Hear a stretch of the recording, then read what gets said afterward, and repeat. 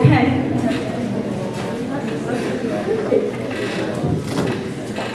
Wow, what a great turnout tonight. This is awesome. Welcome to this candidate forum tonight.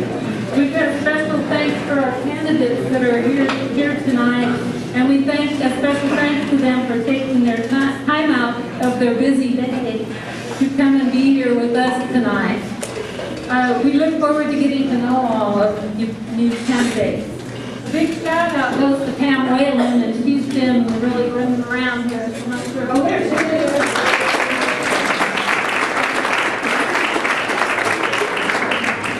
She organized this event tonight, and there's a lot more to organizing an event like this than meets the eye. So we really appreciate all of her help. She's our leader of Alternatives for Incarceration, and she is for the ACLU. They are one of the sponsors tonight, along with the Young Dems. Got some Young Dems out there, and good, yeah, and the Democratic Party of Visalia, some of them over here. All right, and then we've got the Tulare County families. We've got some, I saw some of them out there. Yeah, awesome. And then we've got the Green Party, also with sponsors. That's me. Okay, not just me, but I'm one of them. Okay. Now, the COS students, I guess we've got you signed up, so just come in here for credit. We appreciate COS. I don't know, you know, we've been working with some, we've been talking to some of the COS students. You'd be surprised at how much they're aware of things. We appreciate COS for letting us use this room tonight.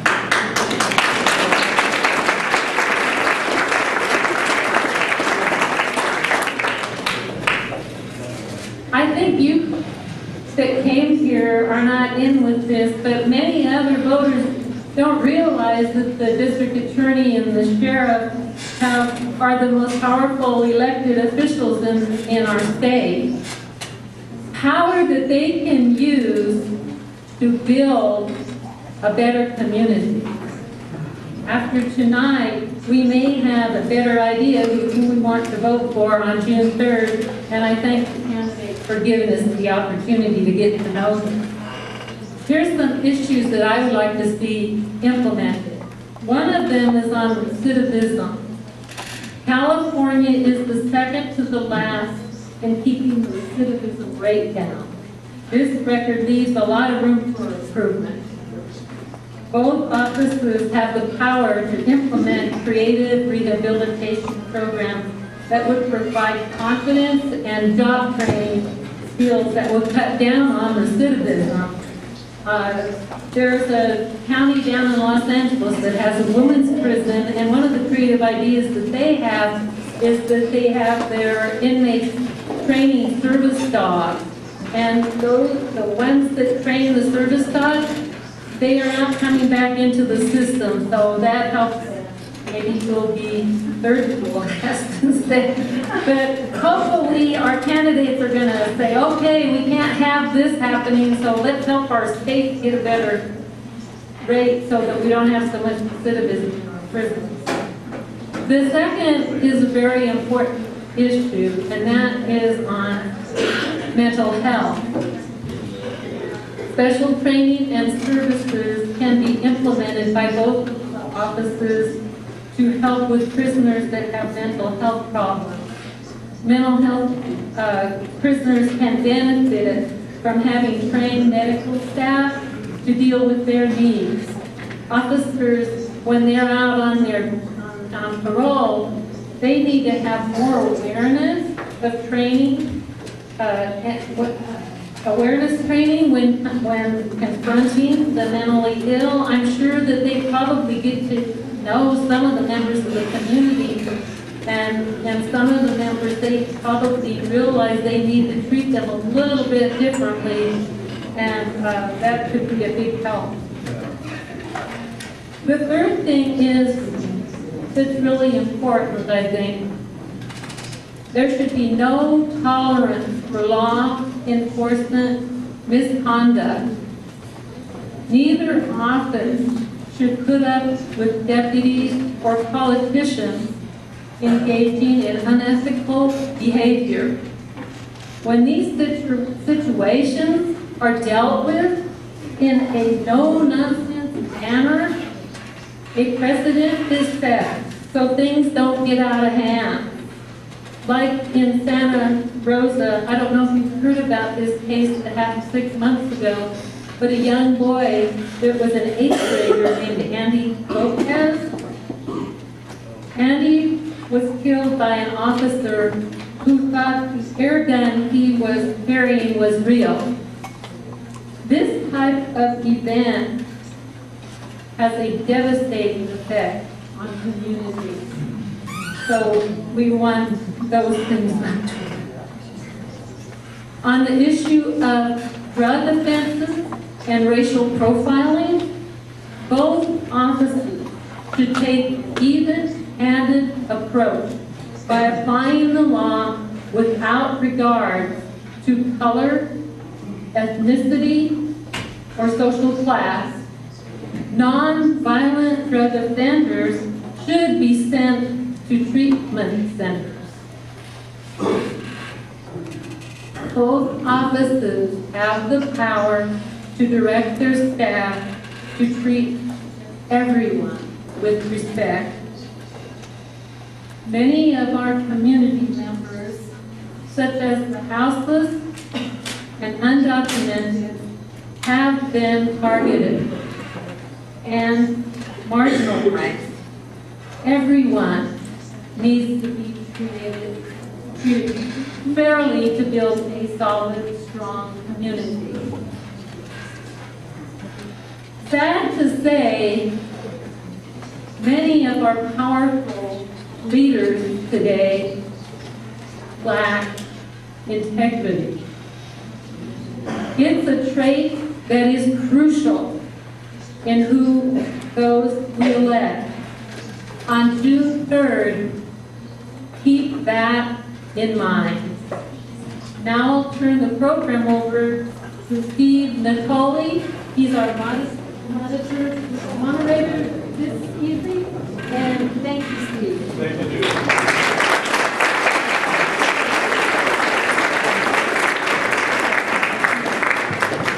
Well, hello everyone and welcome. First, I want to, it seems to me like this lavalier mic that I have isn't really working. Can you folks hear me all right? Yes.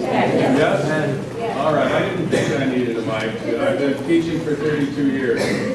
I teach history here at College of the Sequoias, and this is a wonderful crowd. It's great of you to be here. It's good to see citizen involvement like this. It's also an excellent thing to have all 4 of these candidates coming here to put themselves on the line. It's not an easy thing to put yourself out in public like this, naked to the world, and have people throw questions at you and, come through all that. It takes a lot of guts to run for office. So I salute the candidates, the 2 here and the 2 that will go next. The sheriffs won the toss and elected to receive. And we will have the DAs to come later. I would like to introduce to you Rebecca Salgado, a COS student, who will be our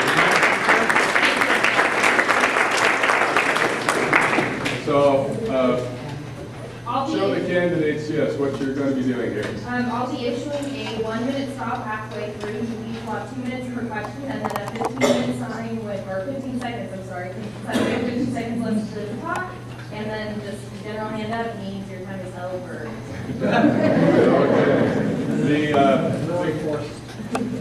The candidates will answer the same question.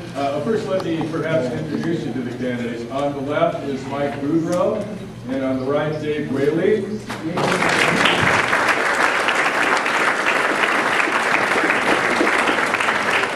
And so hopefully that we can expeditiously move this along and be out of here in a reasonable hour.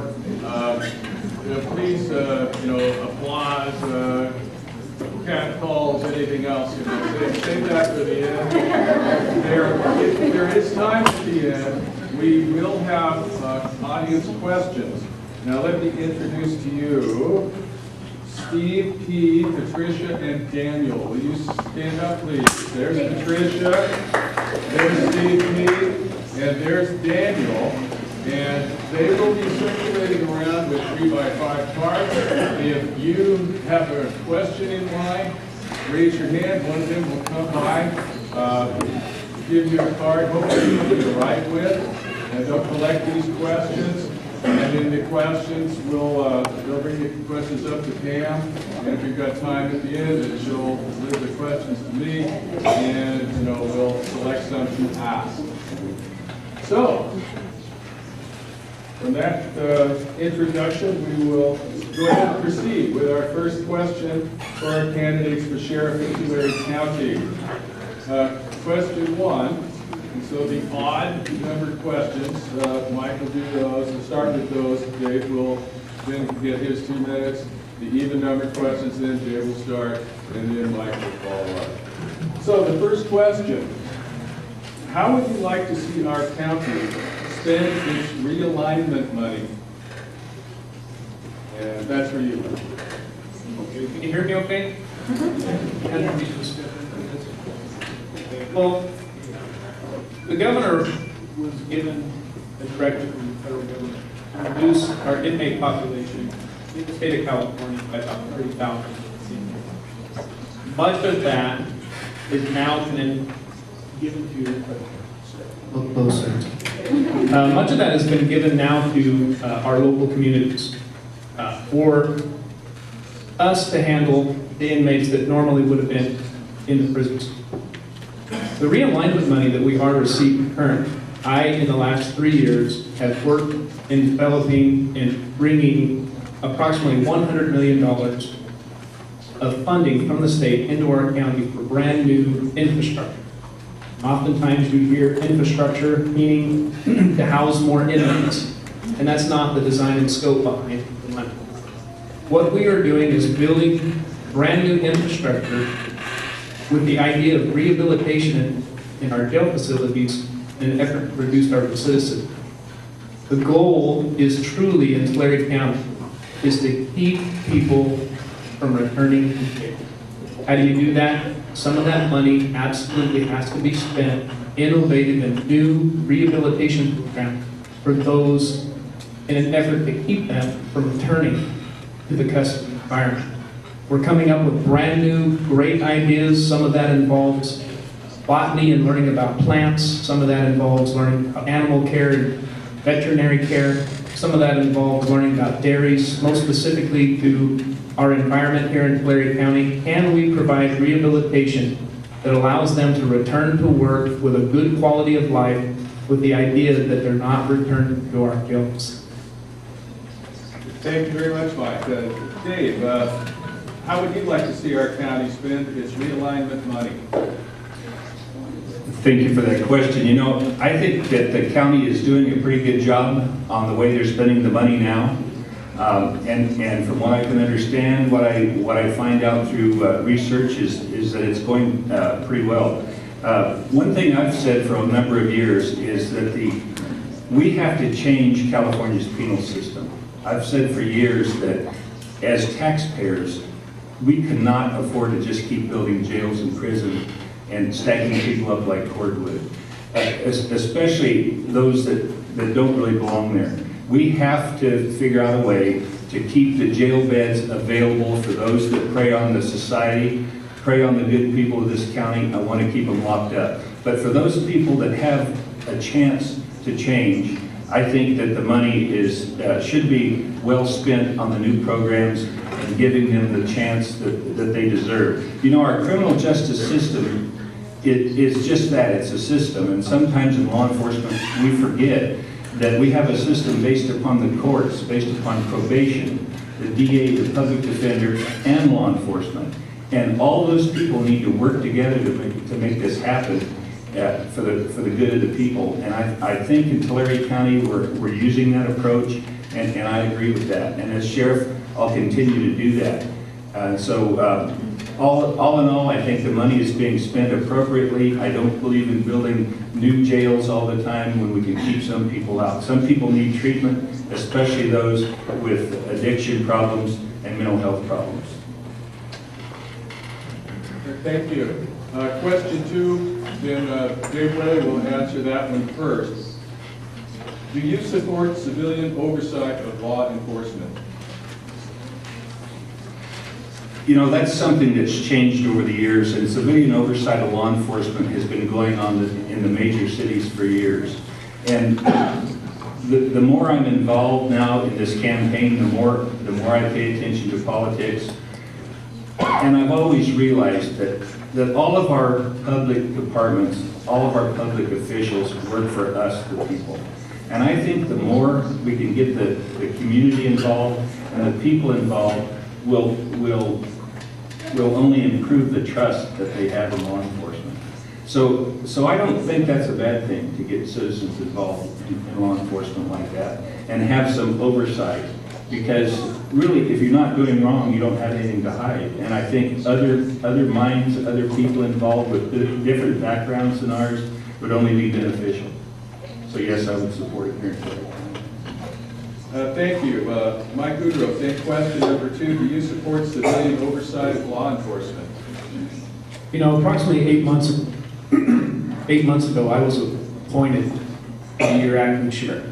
And I've been the sheriff for the last 8 months. And I had a couple people come to me and say, Mike, how does it feel? You really don't have a boss. You have no one to report to. Well, I have to tell you, I report to every one of you sitting in this room. And so in my belief that in law enforcement, it's a good thing. It's a good thing to get an opinion from the citizens of this community as to how their sheriff department is operating and running, the function, the very scope and design, that the input from the community is so extremely important. And I believe for us to have safe communities, the safest possible communities, involves not just law enforcement, it involves our community. And if we don't have our community involved, hand in hand, walking side by side, in an effort to make our communities as safe as possible, we're kidding ourselves. If, for law enforcement, we have input from every one of you sitting in this room, I'll tell you, we're all going to be better for it. I, as the sheriff, with changes most recently, I believe that every idea is important, and every input and opinion is important. I don't care if you're the lowest level, lowest paid person in our department, your opinion matters. And when it comes to those opinions plus the opinions of the public, I truly believe that that is important. And I would support civilian and citizen oversight in the sheriff department for a better and safer. Thank you. Third question. I think I might have forgotten to announce to you that at the end of the questions that each candidate will have a 3-minute time period to make their personal statement. So question 3 for Mike. Do you support rehabilitation programs in prison, jail, and in the local community? If so, how would you advocate to continue expanding funding for these programs? Well, that's simple. We absolutely have to have rehabilitation programs. We currently have many rehabilitation programs in our correctional environment now. We have general education programs, we have programs that help you to come off addictions. We have a variety of new innovative ideas that are coming into the future that we believe is going to be very successful. We work very closely with the AB 109 committee, which consists of our district attorney as well as the public defender and probation, sheriff's department, and a judge. And in that committee, we specifically speak to the future of our county for the next 20 years. If you're not looking to the future of this county 20 years from now, you're behind. Things have to be looked at and innovative. And I think that the more rehabilitation that we're able to provide to the good citizens of this county as well as those that are incarcerated, the overall goal, absolutely, as I mentioned before, is to provide a safer community, the safest possible community. And if you can get someone to change their life or provide an opportunity, alternate opportunities, that's the key. Making sure that they know that there's someone out there that cares, and that you don't have to be stuck in the rut that you're in, or if you're addicted to a drug or a narcotic for whatever reason, if we don't take the effort as the citizens of this county to try and break that habit and to change the mold, then all we're doing, as indicated before, is incarcerating people, building jails, and stacking them on top of each other. We have to do everything we can to look out for our neighbor. And so I absolutely support rehabilitation programs. I will continue to go to Sacramento, federal government, wherever I need to go as the sheriff, to provide the safest possible communities for our citizens. Thank you. Same question number 3 for you, Dave. Do you support rehabilitation programs in prison, jail, and in the local community? If so, how would you advocate to continue expanding funding for these programs? I do very much support those programs in prison and in local jails. One of the reasons that AB 109 occurred and local or state inmates got referred back to our jails is because CDCR, the state prison system, has done a terrible job at trying to rehabilitate individuals. So you talk about just stacking people up with no service to them whatsoever. I think they're one of the worst in the nation, and that's why the federal courts ruled against the state, and that's why we ended up with AB 109. And sometimes things happen, we think it's a bad deal, but it happens for a reason.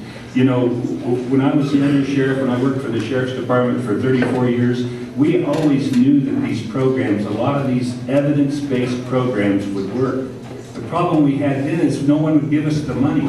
So today, with AB 109 and the idea that finally the people in Sacramento with the purse strings have figured out we can't keep stacking people up like this. We have to do something to reduce the recidivism rate. We have to do something for these individuals. When it's evidence-based and proven to work, I totally agree with it. But I also know that some people should not be given the chance to program. Some people that have multiple crimes against them, a long history of violent crimes, need to be locked up. And as sheriff, I'm going to be the sheriff for everyone in Tulare County, and some people just have to be locked up. We can talk about these programs all we want, and they're good for certain individuals. And that's how we keep our bed space for the people that need to be in jail. We need to have these programs that are evidence-based. I would go to Sacramento, I would work with the CSSA, the California State Sheriff's Association, to try to keep this money coming, and really work closely with the partnership in the whole CJ system that I mentioned, especially probation. I think we're doing a great job. Thank you. Question 4. There are 13 questions, by the way. I just got this vibe that people were wondering. So question 4 for Dave. Do you support sending young offenders to restorative justice programs and other avenues that divert people out of the juvenile justice system and towards new opportunities? If so, what would you do as sheriff to promote these programs? Well, it's really a lot the same as the question I just answered. As long as they're evidence-based programs that are proven to work. But as the sheriff, I'm going to be more responsible. I'm going to be responsible for adult inmates. But obviously, in the enforcement side, we contact juveniles every day. We arrest juveniles and bring them to the juvenile justice system. So I would be open-minded to something like that. That's something that I'm not the expert in juvenile justice, but our chief probation officer is. I would work closely with Christy Meyer and see that those programs are evidence-based. And if it's something we can do, it's better to work with a young person that has a chance to turn their life around than it is even adults that may have been hooked on drugs or mentally ill for a number of years. So it would be a benefit to the society and a benefit to the Sheriff's Department and all concerned that you work closely with the juveniles, because they have a better chance of changing their life than an adult does. Thank you. Mike, same question. Number 4, do you support sending young offenders to restorative justice programs and other avenues that divert young people out of the juvenile justice system and toward new opportunities? If so, what would you do as sheriff to promote these programs? So we currently go to the district attorney is great at restorative justice. During my master's program, I studied a lot in reference to restorative justice. Restorative justice really involves the offender, it involves the community, and it also involves the victim. A lot of times in restorative justice, the victim is allowed to confront the offender. And so I know that it's very delicate, and I know that the district attorney does a great job at their restorative justice programs. I know that they've been successful. I have studied the restorative justice programs, and for specific situations, it's very unique, but it is very successful. I think that there are cases that become more difficult than others to implement restorative justice. Those specifically maybe to rape or child molestations, but I know that they've been used, and I also know that they've been successful. And I think that we absolutely have to make sure and stay on top of every program that's available for any type of healing to the victim or the potential for an offender to come out of reoffending. And restorative justice has been proven to be successful, but I do believe that it's very unique and case by case. However, I do support it, and I do agree that the earlier that you can reach someone to give them options for opportunities of change, if restorative justice is one of those options in an effort to make that change, then absolutely. I would support restorative programs, and I would work closely with our district attorney's office as well as our probation department and our local law enforcement with the other chiefs of police in this county, which we are currently doing. So I do support that. Thank you, Mike. Over to Dave, same question. What do you think is the most effective way to deal with low-level drug offenders? Well, low-level drug offenders, now I'm talking, let me clarify what I'm going to say here. With drug offenders, that covers a lot of categories. I'm saying people that have been, that are addicted to illicit drugs, people that just are arrested for being under the influence or possession of illegal drugs. That's something that I can agree with, to try to send them to treatment. That is a lot like being an alcoholic or anything else in the way of a medical problem that can be changed with the appropriate treatment. Where I don't believe in that is when someone has possession enough that they're selling it, or we've arrested them for selling drugs, then to me, some people I hear them discuss it, that to them that's still a minor offense. It was just a little bit of drugs. When you are out selling drugs to the community and selling drugs that poison to our children, then that's something that I don't agree with. That is violence as far as I'm concerned, and that's when we have to put people in jail. But as far as simple possession, the person that is addicted and needs help getting off of it, of course it's against the law to be under the influence. It's against the law to possess any of it, and it should be against the law. But those are the kind of lawbreakers that I think we should work on to see if we can't get them appropriate treatment and get their addiction turned around. Thank you. I think I might have, did I skip a question here? Yeah. I went to Dave, and you were supposed to be answering number 4, which Mike had already addressed. Restorative, did you develop to answer the restorative? I started with that. Okay, so Mike was supposed to do the low-level drug offenders first. But, so would you mind doing that one now, Mike? What do you think is the most effective way to deal with low-level drug offenders? I don't get a gimme? Okay. Go with it. We're doing a great job in the county as a whole. Low-level drug offenders, and I wouldn't limit it to low-level drug offenders. I'll tell you, I sit every year in ropers, where they call them ropers, dopers, but I sit in that drug court every year, and I see that graduation ceremony of over 200 people who have been addicted to drugs at one point or another, sold drugs at one point or another, and were convicted of high-level felonies that absolutely have taken their life and turned it around. I am for arresting the bad guys and the violent offenders and the drug dealers and putting them in jail, and that's where they belong. But we're talking about rehabilitation programs for the future and the reduction of recidivism and changing lives in our community. I wouldn't limit it to just low-level drug offenders. I would open up the option to everyone to give them the opportunity for change. Many people make mistakes. Many people have done things that they regret, and they've ended up incarcerated and wish they hadn't have been there, and just fighting for someone to give them the opportunity to change their life. Not just the low-level drug offender. We in the county, if we can provide opportunities for change at every level, I support it at every level. Rehabilitation, that provides a safer community for you and I, for my family, the ability to live next to someone who have offended at one time or another, despite the level of which they offended at, that now you're safe, they're safe, and it's a better environment for all. So although the question did specifically designate a low-level offender, I wouldn't limit it to that. And any time that any of us limit the ability or limit the options for change in anyone who's hit a rough spot in their life, we have to be able to provide that opportunity. Now, for those that reoffend and they kick dirt to the wind and they never want to take a hold of that opportunity, it's hard for us to continue to make that change or to make that push for that person. But I'm a believer that you never quit trying. Because I know people that have been incarcerated to where when they've changed, even though they've offended over and over again, they've made a change because of the options that we've provided. Okay, thank you.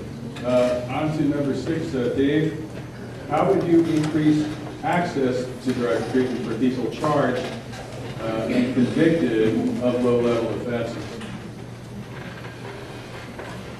Well, here again, it's all the system. As the sheriff, I would give access mainly through in-custody programs. And we've had good programs for a number of years. We just haven't been able to expand them like we hoped we would be able to because of the lack of funds. But we have the RSET program, the Residential Substance Abuse Treatment, that is for in-custody people. It is now also covered for women inmates. They have to agree to be in the program for 5 months and try to get clean before they're released. So there's a lot of things we can do while they're in our custody. I think one real good thing that came out of AB 109 is the split sentencing, where the judge can sentence someone to part of their time in custody, and of course when they're in the sheriff's custody, you need to work with these people like we've discussed with in-custody programs, but then the other half of their sentence is sentenced to some sort of a drug treatment plan when they get out, or mental health plan when they get out program. And now with the money that we have to do it and working as a team, and with probation and others, that can be accomplished. But the Sheriff's Department has to be responsible mainly for the in-custody people, and I agree with that. We have a DRC program, had for years, that's Daily Reporting Center.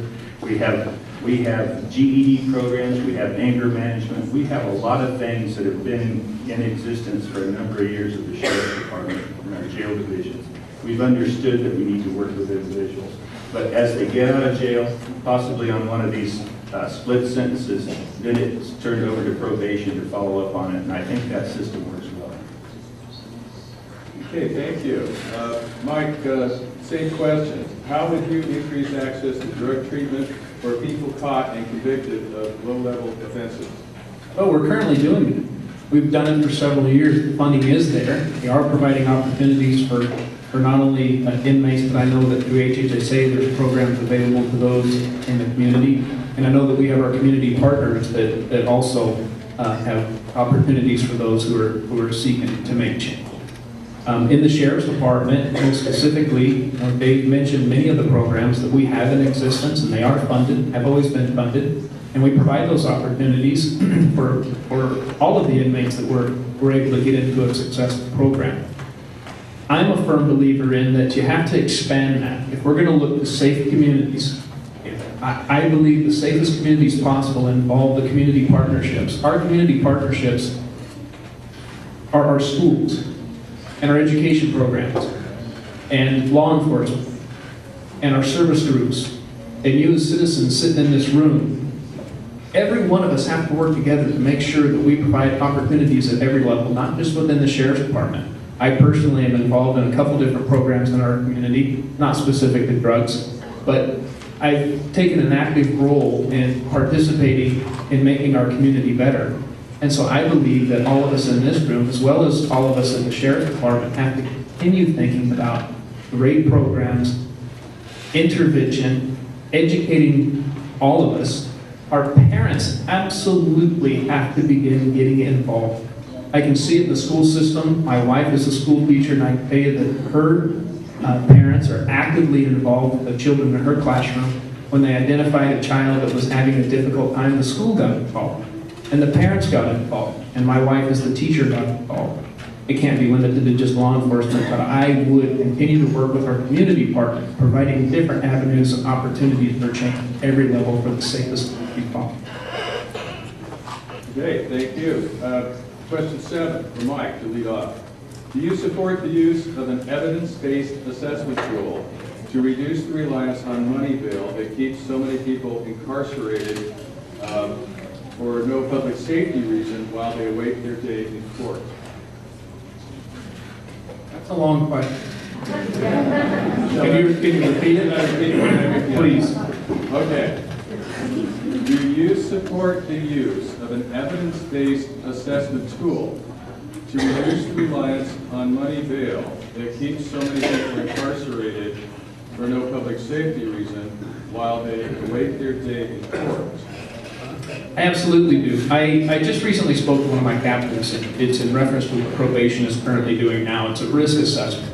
It's a very successful risk assessment. Quite honestly, when I sat with the captain and discussed the option of using this assessment plan to allow someone back into society before they've even gone to court, the premise is innocent until proven guilty, and if there's no violence associated based on this risk assessment, then the ability for them to return into society, return to court to face their crime was a difficult one for me to swallow at first. But after seeing the evidence of the risk assessment through probation, it's a very successful program. The return to commit another crime after being evaluated on this risk assessment has been very, very successful. So he convinced me, and after looking at the tool, I see that it's a very successful alternative, especially when we have overcrowding in our jails. Currently, right now, we oversee approximately 1,700 inmates a day.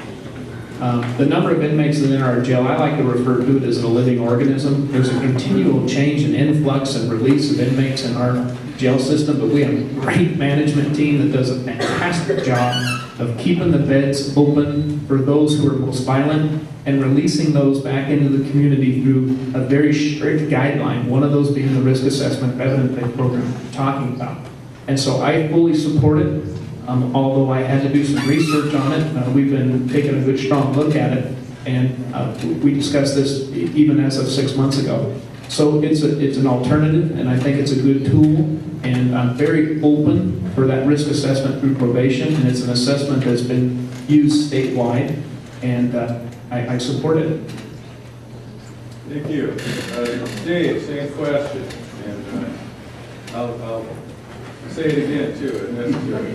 Do you support the use of an evidence-based assessment tool to reduce the reliance on money bail that keeps so many people incarcerated for no public safety reason while they await their day in court? Yes, I do. And you know, the money bail system is obviously a very old, antiquated system. For years and years, it was the best we had, but it wasn't really fair to everyone because not everyone could afford to bail out. And so I do like the risk assessment that probation does. I totally agree with it. I never could understand, and when I was the undersheriff, I worked with probation and some of the other departments. Probation started the home electronic monitoring, to where a person has a monitor on their ankle usually, and it keeps them at their house. It sets off an alarm.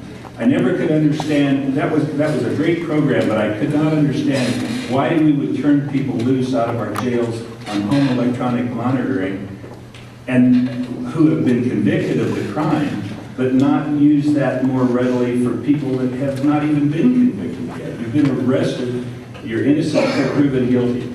So I think that the risk assessment is good, working closely with the courts to do OR bail releases, bail lowering, release on recognizance, all those things play a part. But I would also encourage, and if I'm the sheriff, I'll talk to the captain also about prove to me why we can't use home electronic monitoring more, even if someone is slightly elevated risk, if we can be assured that they're going to stay at the house, perhaps that's worth taking a chance for. Not serious violent offenders, I've already said those people belong in jail. But I would just go a little bit further and research the home electronic monitoring pre-arraignment and try to get them out of the jails as soon as possible. To get back to their job, if it's a low-level offense, those people don't need to lose their job. They'll have their day in court, and I think that benefits everyone if they can keep working. Thank you. I'm going to take a little break here to ask Arthur, could you perhaps grab another student or something and find a way to open that door and keep it propped open for us? Yes. Yeah. Thank you. Question 8. Dave leads off this. As sheriff, how would you ensure that our county is fully compliant with the Trust Act? I would fully ensure that by the same thing you fully ensure a lot of things in law enforcement, and that is to have ongoing appropriate training to the people that need it. And that the Trust Act has been enacted to see that local law enforcement does not put holes on immigrants that have committed low-level offenses. And it's just imperative, obviously, that the people that work in the jail, all my jail commanders, all the jail staff would know the law, be trained in the law, and we're going to abide by the law. And the law says 48 hours. I've heard some discussions about currently they give ICE 5 days to come pick them up, whatever that's about, I don't know. The law is there that says 48 hours. And, you know, as sheriff, I'm not always going to agree with the laws. The laws come down from the legislature and signed by the governor, but when I take the oath of office to obey the law, I'm going to obey the law. So, you know, it's a simple process, really. That's the law now, that's what we're going to do, and I'm going to see that the Sheriff's Department staff is trained in the law, and there's going to be policies and procedures in place to see that we abide by it. Thank you. Same question, 8 for Mike. As sheriff, how would you ensure that our county is fully compliant with the Trust Act? Well, we're already doing that. We had done that a long time ago under my direction, even prior to the Trust Act coming into play. And the reason for that is this, is for one, Dave's misinterpreting what we're talking about, 5 days by ICE. Let me make it very clear. What we are doing, so if you have a release date, can you hear me? Keep spading on me. Okay, how about now? My time start over?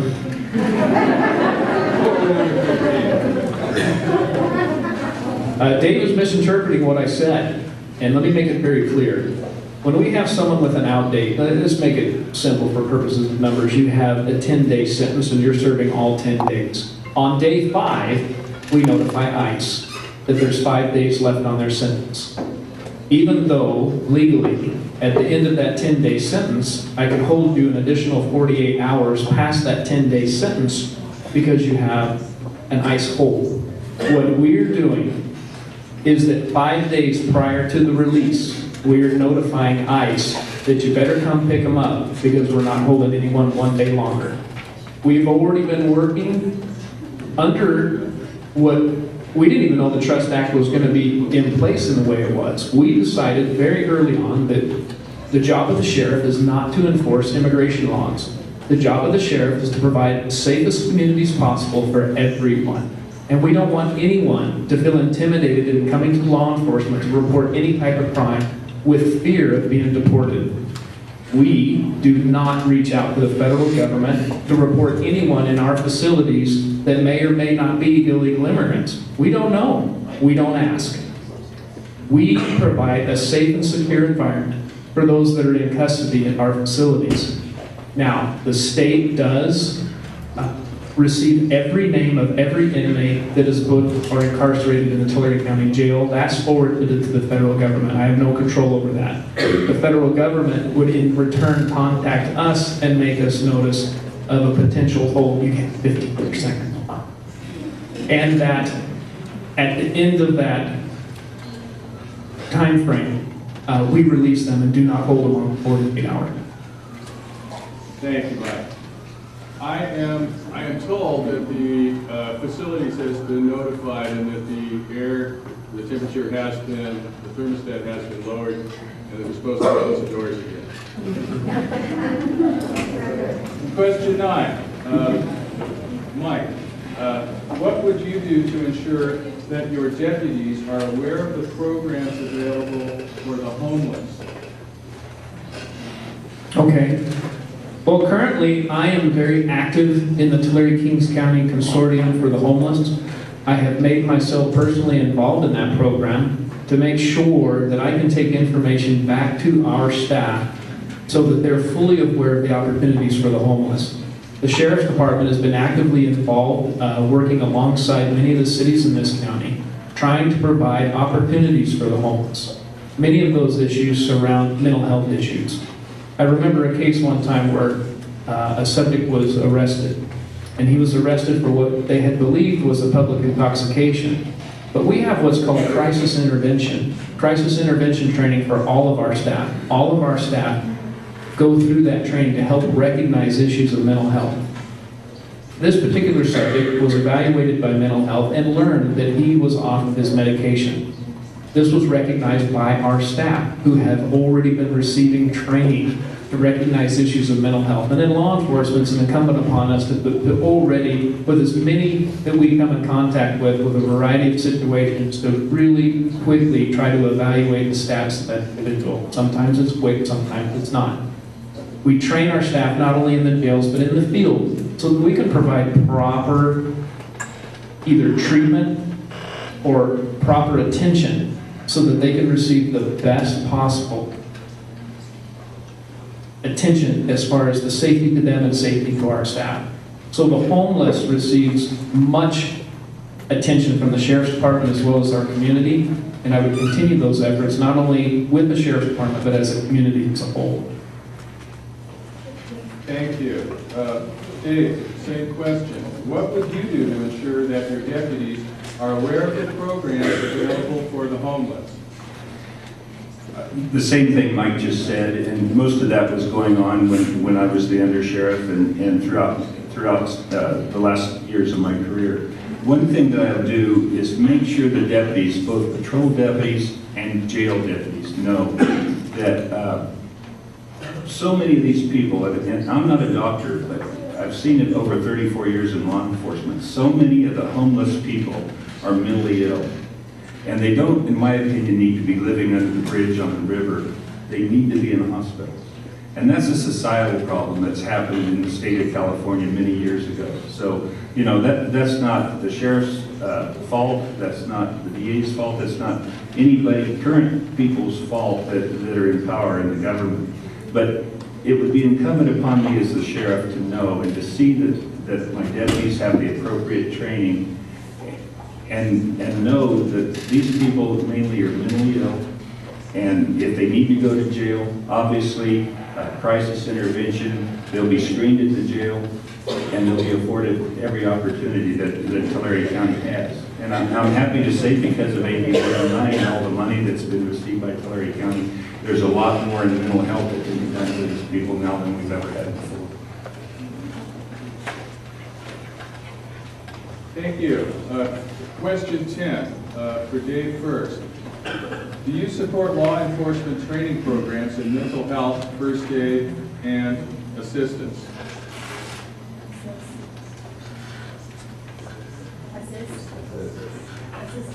First aid and assist? Okay, I just reading the question. That's how it's written here. Okay. You're going to have to repeat that there, because I got hung up on that last word. Do you support law enforcement training programs in mental health, first aid, and assist?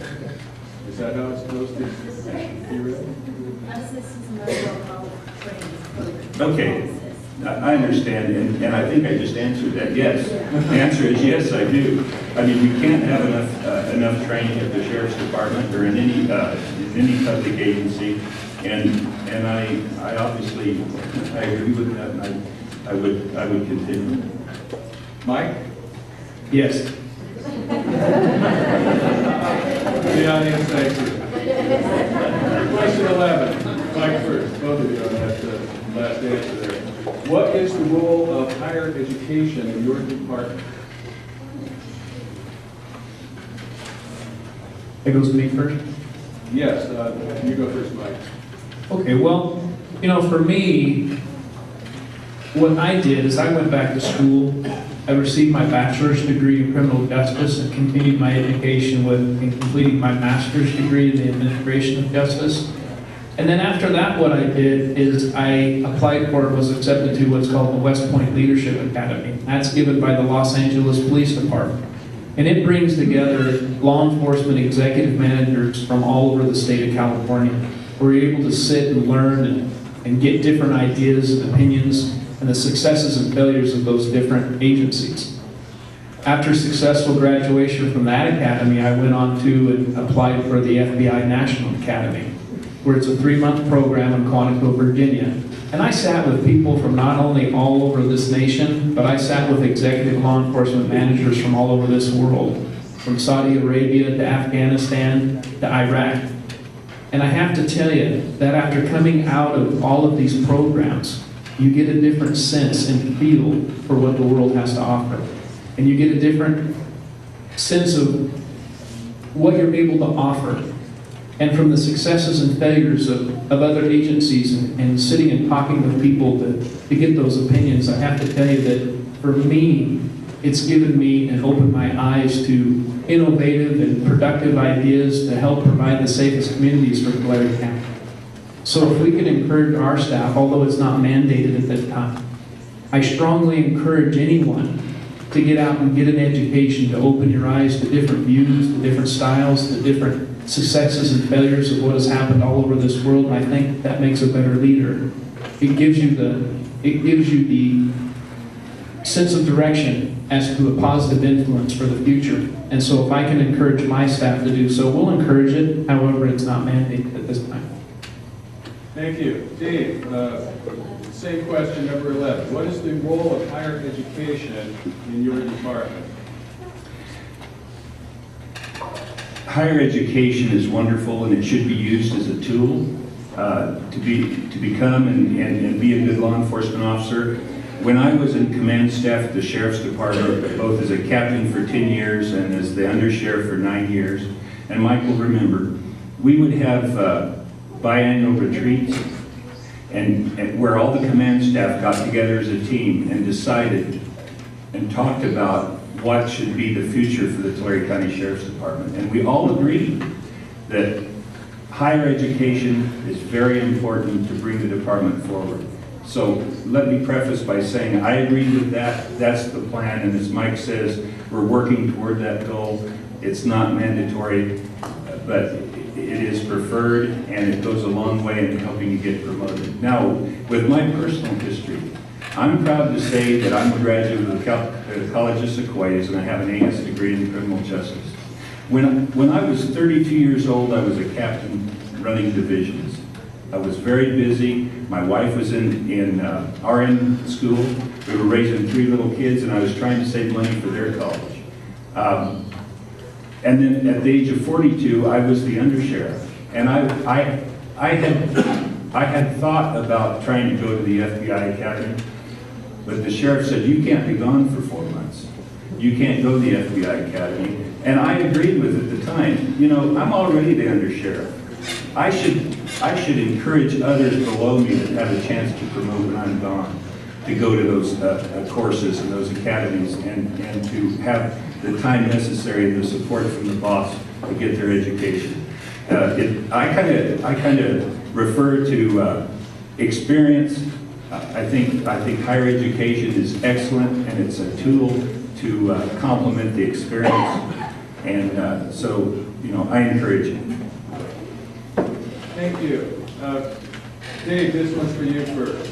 How do you plan to recruit and retain highly qualified deputies?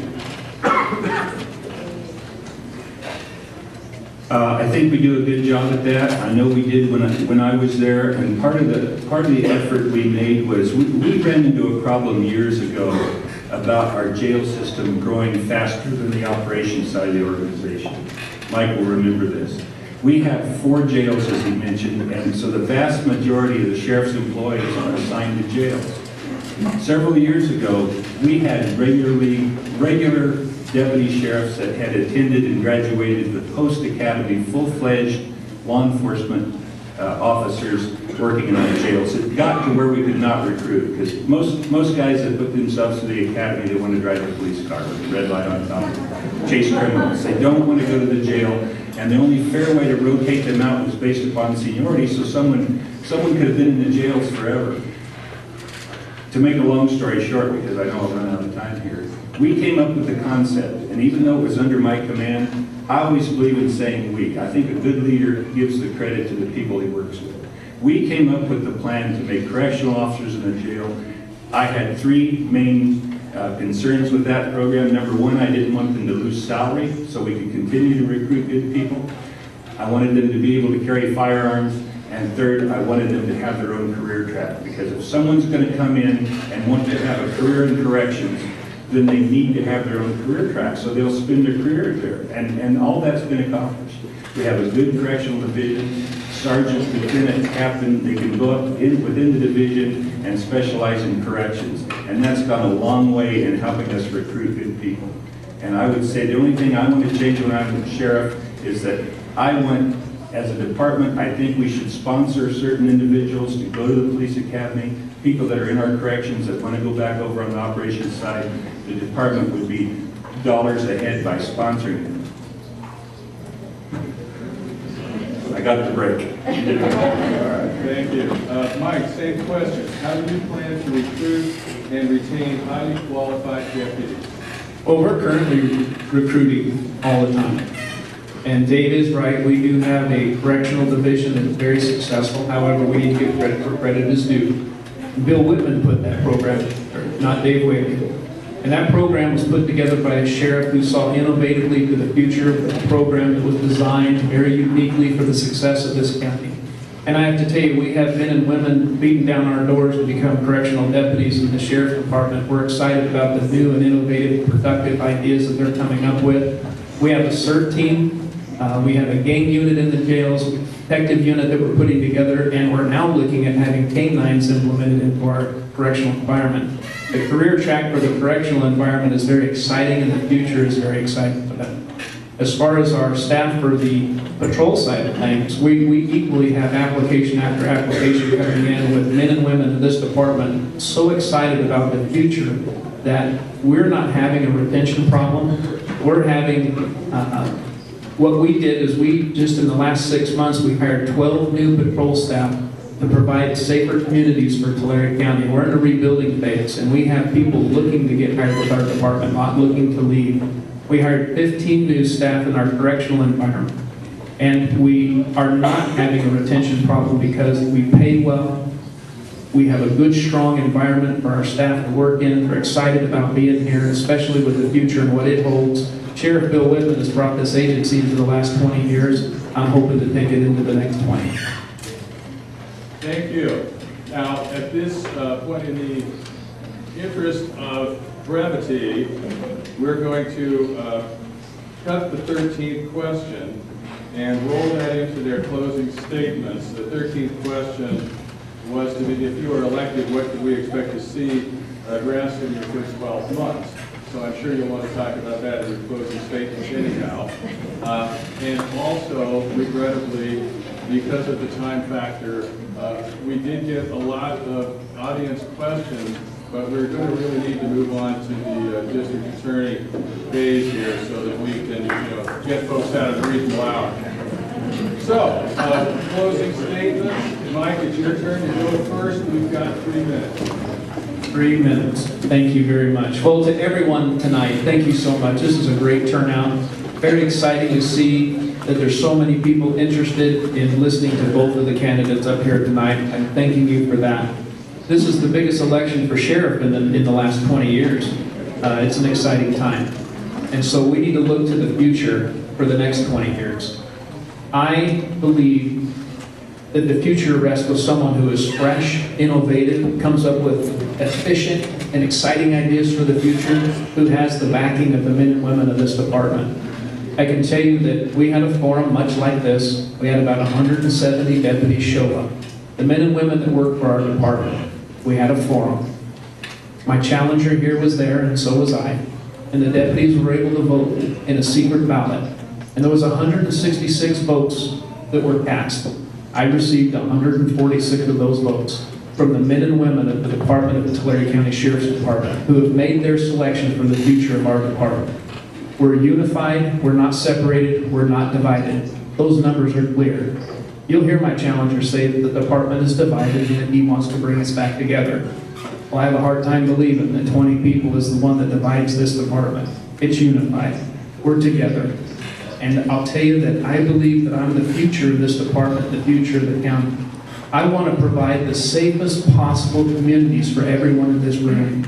I have a young family, and my focus is on my family and the rest of you who have families, to provide the safest environments possible. How do we do that? By working together. Every one of the questions that you heard here tonight involve all of us, not just me as your sheriff. I work for you. I will do everything that I can as your sheriff to meet in your communities, to regularly get out into the community, to open up forums just like this. And even though it's not a candidate's night, that you can ask the sheriff very hard, difficult questions on how we move to the future. I believe that I'm that person. I've gone back to school and gotten an education, and it's true, you don't have to have an education to be a police officer, but it sure helps if you want to learn how to do things successfully by learning from others. And then because of my education and because of my 28 years of experience with the Sheriff's Department, I can tell you that not only do I carry the experience, but the education and the support of the men and women of this department. And I'm proud to be sitting here tonight. I'm proud to be sitting as your acting sheriff. And I can tell you that I have the endorsement of all 5 Tulare County Board of Supervisors, and I have the endorsement of all of Kern County, Kings County, Fresno County, and Madera County Sheriff's Department. I can tell you that I have the endorsement, an overwhelming endorsement of law enforcement in this county and the elected community leaders of this county. And why is that? Because I've proven myself. I've proven myself with the 28 years that I will work well with others, and that we will look to making our communities as safe as possible. Thank you very much, and God bless.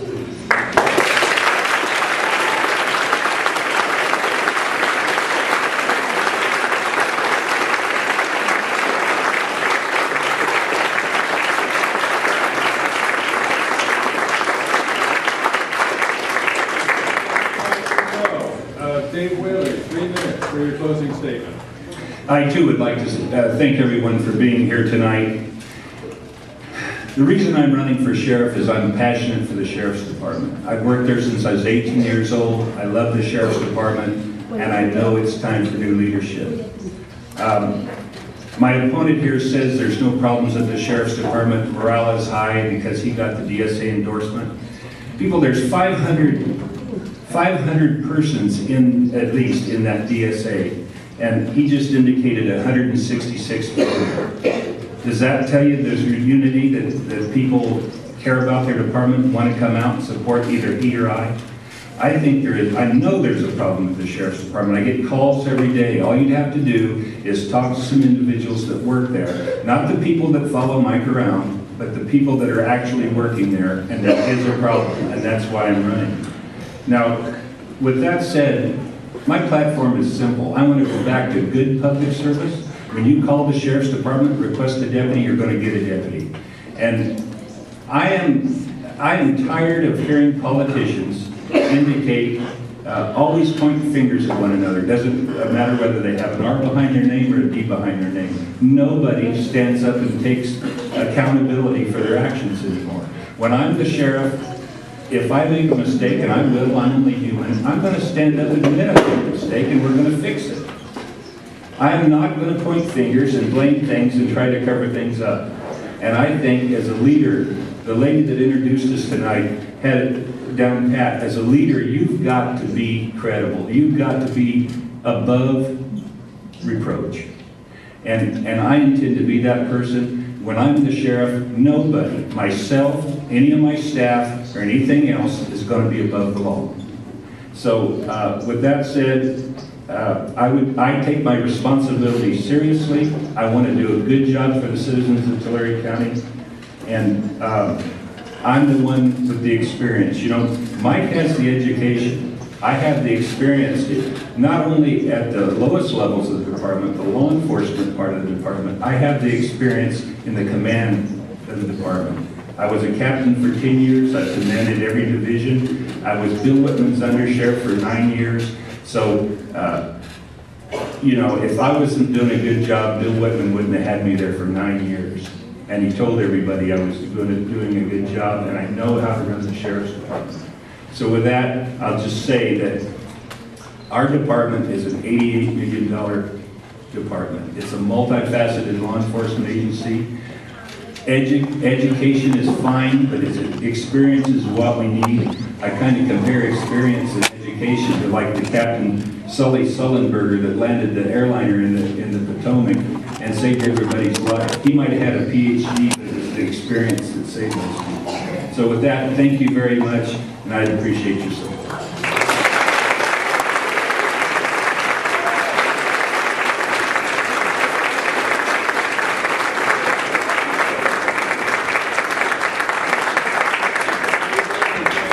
Ladies and gentlemen, your two candidates for sheriff, these are the gentlemen, one of whom you will entrust to keeping us safe while respecting our rights. And we've been privileged to have Mike Boudreaux and Dave Whaley here with us this evening.